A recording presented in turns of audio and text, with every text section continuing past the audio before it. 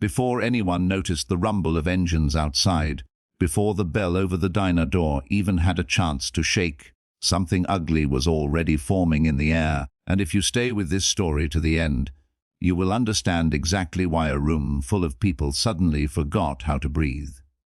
The late shift at Route 9 Diner was usually quiet,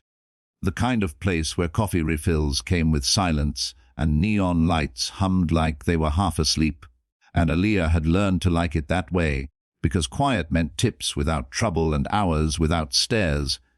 But that night the door swung open hard, and a sharp voice cut through the calm like broken glass, demanding attention it did not deserve. Before we go any further, take a second to like this video and subscribe to the channel, because stories like this remind us why courage still matters, and you will not want to miss how this one turns out. Aaliyah, a young black waitress with tired feet and a calm smile she had practiced since her first day, turned from the counter with 2 plates balanced perfectly in her hands, and that was when she saw the woman everyone else would later remember as the one who started it. The woman's hair was perfectly set, her purse clutched like a badge of authority, and her eyes scanned the diner with open disgust, as if the place had personally offended her. From the first moment, she treated the space like it belonged to her, snapping her fingers instead of saying hello, talking over the hostess, and finally fixing her glare on Aaliyah, who was simply doing her job, moving carefully between booths, trying not to spill coffee or invite conflict. The first complaint came fast and loud, about the table, about the service, about how long everything was taking, even though she had just walked in, and the second complaint followed before Aaliyah could finish apologizing, because some people are not looking for solutions, they are looking for targets. Aaliyah kept her voice even, the way her mother had taught her, soft but steady, respectful without shrinking, and for a moment it seemed like that might be enough, but then the woman leaned back, smirked, and waved over a tall man who had been standing near the door, arms crossed, eyes already hard. She did not whisper, she did not lower her voice. She said it clearly enough for half the diner to hear, ordering him to teach her a lesson, using words that made folks pause in midair and coffee cups freeze halfway to lips. The diner went silent in that strange way where everyone pretends not to listen while listening to everything, and Aaliyah felt that familiar knot tighten in her stomach, the one that comes from realizing you have been turned into a spectacle without your consent. She stepped back instinctively, heart-pounding, not because she wanted to cause a scene, but because she understood how quickly moments like this could go wrong when power and cruelty decided to shake hands. The man took a step forward, not touching her, not yet, but close enough that she could smell his cologne and feel the heat of his presence.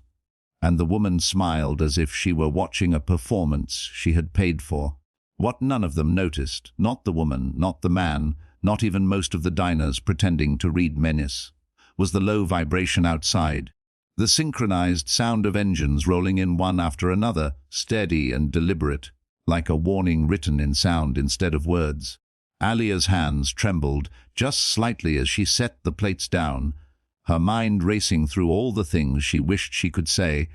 and all the reasons she knew she couldn't. And in that moment, standing under flickering lights with strangers holding their breath, she had no idea that help was already parking itself right outside the door, about to change the balance of the room forever. If this chapter already has you hooked, remember to like and subscribe, because this is only the beginning, and what happens next will turn fear into something far more powerful. Chapter 2 begins in that fragile space between threat and action, where time feels stretched thin and every breath sounds louder than it should, and inside Route 9 Diner, no one quite knew whether to move or stay frozen. The tall man did not touch Aaliyah, but his closeness was its own kind of pressure, a silent message meant to make her step back, shrink, or apologize for something she had not done, and the woman watched with satisfaction, chin raised, eyes cold, as if control itself were a reward. Aaliyah felt fear, yes, but beneath it something else stirred, a quiet refusal to be broken in a place where she had poured hours of honest work, and she straightened her shoulders slightly, keeping her voice calm as she asked them again what they needed, choosing professionalism as both shield and anchor. Around them, other customers avoided eye contact, some out of fear, others out of habit, because too many people had learned that silence was safer than involvement, and the jukebox hummed softly in the background, unaware of the tension wrapping itself around the room. The man scoffed, muttering under his breath, while the woman leaned forward and complained louder, her words sharp, accusing Aaliyah of disrespect simply for existing in her space. And the manager, a tired middle-aged man behind the counter, hesitated, torn between wanting to calm the situation and fearing that stepping in might make things worse. Outside, the engines cut one by one, the sound fading into a sudden, heavy quiet, and a few heads turned instinctively toward the windows, though no one yet understood why their skin prickled, as if the air itself had changed. Aaliyah noticed it first, that subtle shift, the way the man's attention flickered for half a second toward the door, and she followed his gaze, catching a glimpse of dark shapes moving past the glass, boots hitting pavement in measured steps. The woman kept talking, oblivious, her voice filling the diner with demands and insults that drew tighter lines around her mouth, while the man squared his shoulders, still playing the role she had assigned him, though something like uncertainty crept into his eyes. The door opened briefly as another late customer stepped out, and with it came a draft of cool night air carrying the unmistakable scent of gasoline and leather, and then the door closed again, but not before several patrons had seen it. The row of motorcycles lined up outside, stretching farther than the parking lot usually allowed. Whispers began, low and cautious, passing from booth to booth like sparks jumping along a wire, and Aaliyah's heart pounded harder, not from fear this time, but from confusion, because she did not know whether what was arriving outside would make things safer or far worse. The woman finally noticed the murmurs and snapped at the room to mind its own business, tightening her grip on her purse, while the man glanced back toward the door again, his confidence thinning as he realized whatever was out there had changed the math of the moment. The manager cleared his throat and asked if everything was all right, his voice betraying the hope that someone, anyone, would say yes and let the night return to normal. But the woman waved him off, insisting she was being wronged, insisting she would not leave until she got what she deserved. Aaliyah stood still, hands folded in front of her, meeting the manager's eyes for a brief second, a silent exchange that said more than words could, and in that look was exhaustion, dignity, and a plea not to let this go any further. Then the diner door opened again, this time slowly, deliberately, and one by one figures began to step inside, heavy boots on tile, leather jackets catching the light, their presence filling the space without a single raised voice. And the room seemed to inhale sharply as everyone realized that whatever story they thought they were part of had just taken a very different turn. Chapter 3 unfolds like a slow, unstoppable wave, the kind you see forming far out at sea before anyone on shore understands its size, and as the first of the bikers stepped fully into Route 9 Diner, the entire mood of the room shifted without a single word being spoken. There were many of them, far more than anyone had initially counted, broad shoulders filling doorways, leather jackets marked with symbols that carried histories of their own. And yet what struck Aaliyah most was not menace, but control, the quiet discipline of people who did not need to shout to be noticed.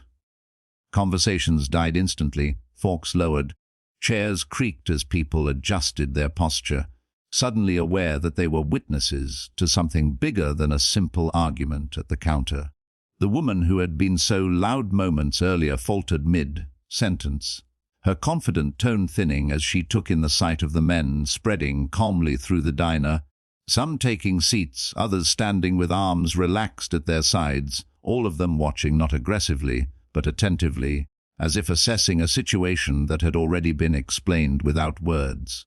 The tall man near Aaliyah stepped back half a pace, a small movement that spoke volumes, and for the first time since he had arrived, his eyes showed doubt rather than dominance. Aaliyah felt the weight in her chest ease just slightly, not because she expected anyone to fight on her behalf, but because the balance of power had changed, and everyone in the room could feel it. One of the bikers, older than the rest with a calm face and steady eyes, approached the counter and ordered coffee in an even tone, nodding politely at Aaliyah as if she were simply another professional doing her job. And that simple respect nearly undid her, because it reminded her how different the world could feel when dignity was offered instead of demanded. The woman tried to recover, forcing a laugh that sounded brittle, asking loudly who all these people were and why they were staring, but her voice no longer commanded the room. It bounced off the walls and fell flat, swallowed by the quiet confidence around her. The manager, emboldened by the sudden shift, finally stepped fully out from behind the counter, his shoulders squaring as he addressed the woman firmly,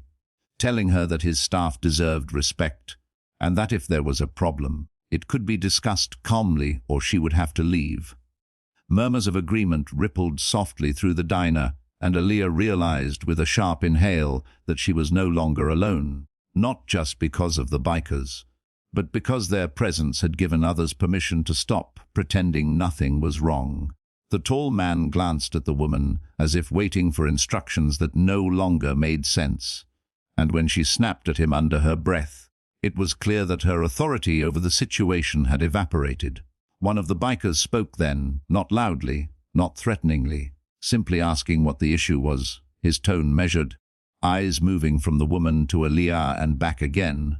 and the simplicity of the question exposed the ugliness of what had been happening, because when cruelty is asked to explain itself, it often collapses. The woman sputtered, complaining about service, about attitude, about respect, but each word sounded thinner than the last, stripped of its earlier power by the collective gaze of people who were no longer impressed. Aaliyah answered calmly when asked, explaining she had followed policy, that she had tried to help, that she only wanted to finish her shift and go home, and her voice did not shake as much as she had expected, strengthened by the knowledge that she was finally being heard. The biker nodded, satisfied, and turned to the woman, reminding her that respect went both ways and that no one in this diner was above basic decency, and though his words were simple, the weight behind them was unmistakable. The woman's face flushed, her confidence collapsing into panic, as she realized the room was no longer hers to command, and she glanced toward the door as if calculating an escape. The tall man took another step back, distancing himself from her, and in that moment the truth became clear to everyone watching, that bullies thrive in isolation, but shrink when faced with unity. The manager politely but firmly asked the woman and her companion to leave, offering to comp their drinks if it would end the situation, and though she bristled, muttering insults under her breath, she gathered her purse with shaking hands, suddenly desperate to be anywhere but there. As they moved toward the exit, the bikers did not block their path, did not gloat, did not celebrate. They simply watched, calm and unmoved, and that restraint carried its own lesson, louder than any confrontation could have been. When the door closed behind them, the diner released a collective breath, the tension dissolving into quiet conversations and relieved laughter, and Aaliyah leaned against the counter for just a second, grounding herself in the solid reality of the moment. One of the bikers smiled at her and told her she handled herself well. Another left a generous tip on the counter without comment, and those small gestures stitched something back together inside her that had been fraying for far too long. As coffee was poured and the jukebox clicked to a new song, the diner slowly returned to life, but the energy was different now, warmer, more connected, as if everyone there had shared in a reminder of what standing together could look like. Aaliyah wiped the counter, steadied her breath, and realized that this night, which had begun with fear, had transformed into something she would carry with her for years, not as a memory of intimidation, but as proof that even in moments of darkness, unexpected allies can walk in and change everything without ever raising their voices. Chapter 4 begins after the noise has faded and the door has closed, in that quiet space where adrenaline slowly loosens its grip and reality settles back in. And for Aaliyah, the diner no longer feels like the same place it did an hour earlier. The neon lights still buzz, the coffee still steams, and the smell of grilled onions still hangs in the air, but something invisible has shifted, something stronger than fear, because everyone inside has just witnessed what happens when dignity is defended without violence. The bikers remain for a while, not as heroes demanding attention, but as customers finishing coffee, exchanging low conversations, their presence steady and grounding, and Aaliyah moves between tables again, her steps lighter now, her shoulders no longer pulled inward.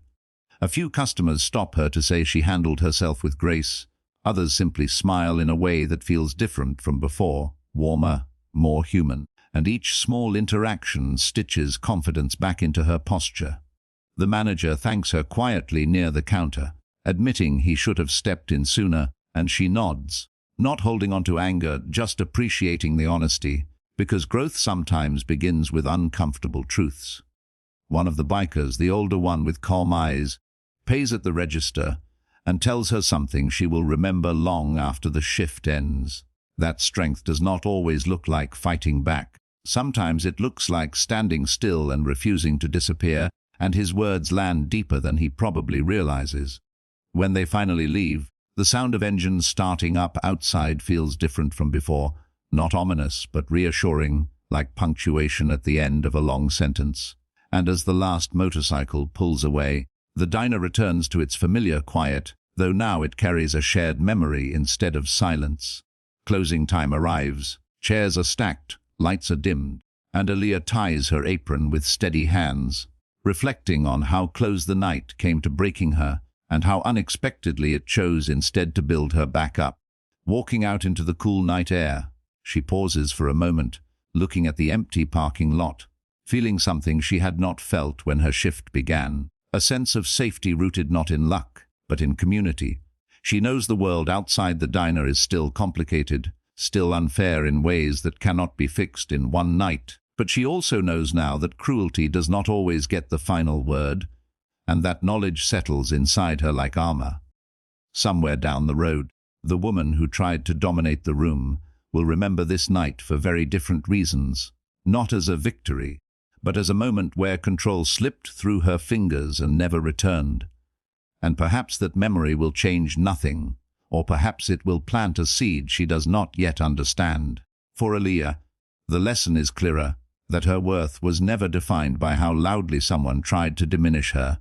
but by how firmly she held onto herself when challenged. As she drives home under streetlights that blur into gentle streaks, she allows herself to breathe fully, to imagine a future where moments like this are fewer, and where courage is met more often with support than silence. And if this story moved you, if it reminded you that standing together can shift the balance even in the smallest places, make sure you like this video and subscribe to the channel, because stories like these matter, and the more we share them, the harder it becomes for fear to win.